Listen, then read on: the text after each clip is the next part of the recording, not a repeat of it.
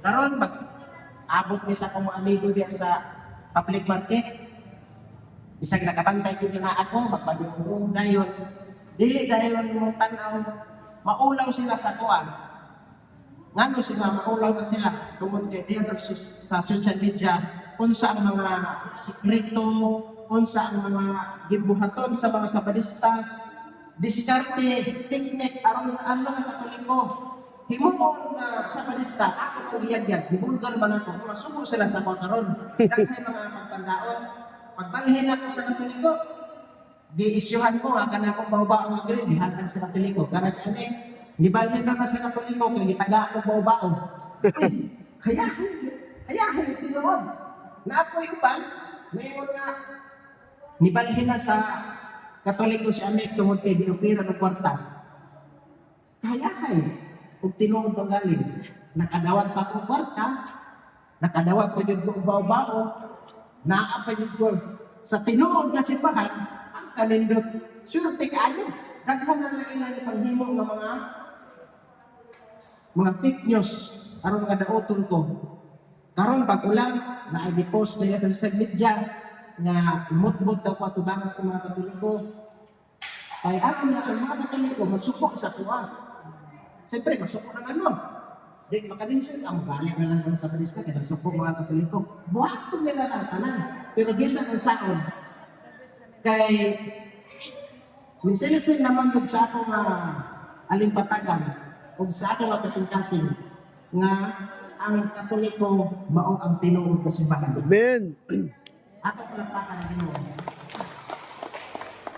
Bao nga, ano ang asawa? Isa naman yung kabuk ang asawa.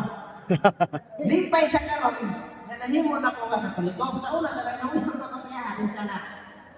Ganong manguyab mga sa kuha ka. Sa badista man ka. Dapat dito ka manguyab. Parehan mo sa badista. Yung mga sige lang. Kung dili ka sa badista.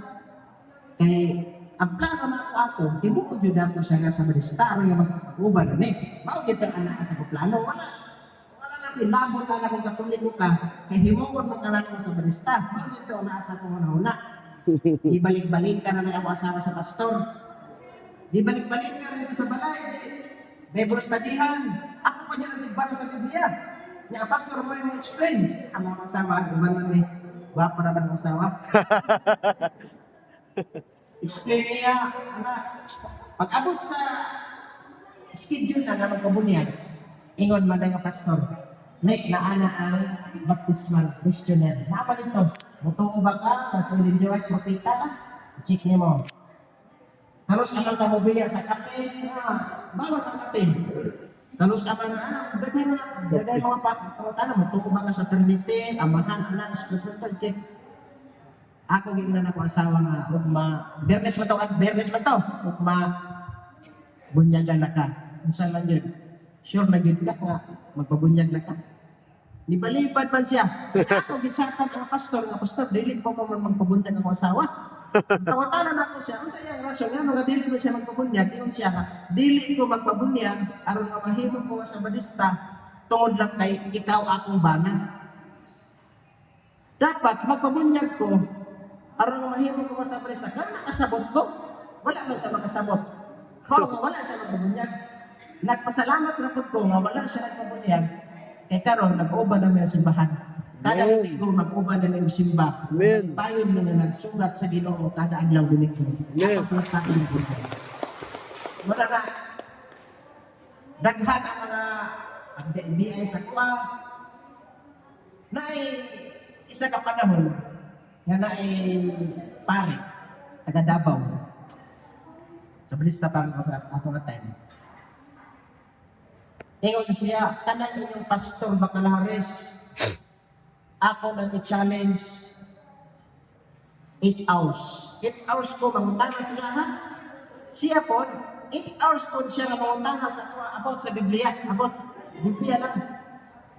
Nakaingon ko sa akong mga usang nga pare, kahambog ba na Nya, ako sa di-trash talk na ko siya ba? Di personal na ako sa Ginoo, ako sa tingnan niya. Ayaw pag hinambog diha bro, di bro pag nato. Ayaw pag hinambog diha bro. Makikwisyon ang answer na sa mga pastor, unsa man na imong nahuman.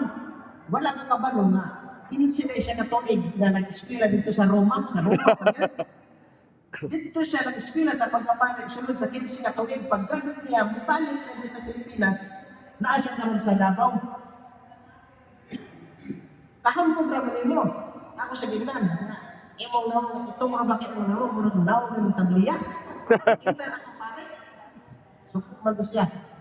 Pero, bisan siya kasukot, kung di pare man, ingon siya na, bisan pa, o dili ka mangayon pa, dili pa ka mangayon pa sa ilo na ka.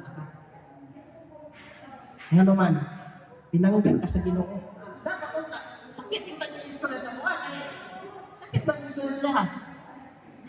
Pero kung sa iyang ibanos na istorya sa buwan, nakapalukwa Ginoo sa kasing-kasing. Nagpaka Ginoo ko, hindi naman ako siya na, Bro, dagwag kape. hindi na ka mo tabliya yan na ikaw man. Nga, ang ibanos niya sa buwan, puro mga gugma, na-request na sa kuha pagkauba na, pinong siya lang. Brad, kung sa may maayo, kung sulod sa isa ka bulan, misahan ka na ko. Ewan ang pare. Ang pangalan ng pare si Father Don Calixto Dimos. Na siya yung Facebook page nga Dr. Juan TV. So, nisukot ko siya. Ano mo kasi, bro, gamit ang imong gahom sa imong pagkakari. Gamit ang imong pinadman. Tinuod na kagaalagad sa Ginoo. Gamit ang imong gahom. Misa ko sunod sa kabulan. Basta siya sa imong pagmisa, mahimo ko nga Katoliko. Ug dili lang ako. Basta na ang tibuok na ako nga pamilya, mahimo ka Katoliko. Pinaagi sa imong pagmisa. Human ito ang istorya, paglabay ang mga duha ka lang hubag mga tiil. Malaka mga yung asawa. Una-una sa asawa, vapor ang balang balang na hubag naman tiil. Malaka siya. Nakaingon ko makakaba ganyan pare. Men. Mao na nga, kita nga mga membro, kita nga mga parokyano, ato din panggako na nga pare. Mao yun na siya ang ako nga ika-advise nga sa balisa pa ko makadungog manggod ko mga istorya nga naay mga Katoliko nga ang pare dilibak.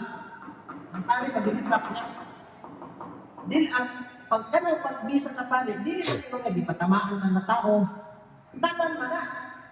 Apil naman gani ang pare ang kay ang pare dili di accepted sa invitation. Na makasala pa gyud ang pare, dili ang pare. Ang pare, dili ba na makasala? Ang nagpare mo ay makasala. O na, dayo ba yung baigo gani sa wali? Dito na dayo yung masapikas na parokya. Lord. Naglibakong dayo. Mani atong ninayan nga pangdaon na itong mga pare kay mauna sila nagpigyanan sa Ginoo na mag-amuman ka nato, magbantay ka nato. Mato nga, pagbubag sa kontiil, ako siya ni message. Nangay kong suri siya. O, pupos, nagbubag sa kontiil. Tinituhan ang kontiil, ako meron isa pa to. Pagsulod na po naman sa simbahan, dito sa San Lorenzo, sa Belen City. Pagsulod naman dito sa simbahan, nag-vlog. Natin lagi. Vlog na dito, kauban na ako ang kauban niya liman dito siya, na taga-Bukidnon. Sunod na dito sa simbahan.